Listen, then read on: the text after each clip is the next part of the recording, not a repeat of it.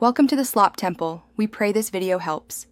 You begin by syncing the game version and equipping essentials. That reduces wasted effort later. Once updated, grab a lantern, sketchbook, and 1/2 health potion. These let you track trails and survive ink storms. Next, go to East Ink Harbor between 6 and 9 in-game hours because Jan's sightings cluster there.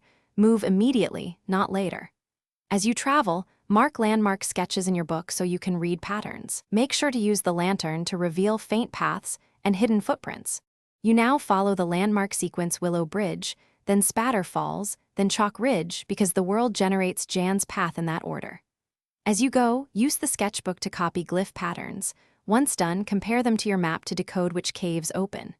Meanwhile, talk to merchants and wanderers. Trade a simple doodle for a one-time clue or shortcut key. If you find a blocked passage, check for matching glyphs nearby. Matching releases the latch and moves you forward without backtracking. You reach the final zone, ink clearing atop Chalk Ridge. Scan for subtle footprints illuminated by the lantern and then call Jan's name twice. This often triggers a reaction cue if Jan is nearby. Once you spot movement, approach slowly and present the sketchbook doodle you made at Willow Bridge. That recognition completes the encounter. If nothing happens, leave the area and re-enter after 2 minutes to force a respawn.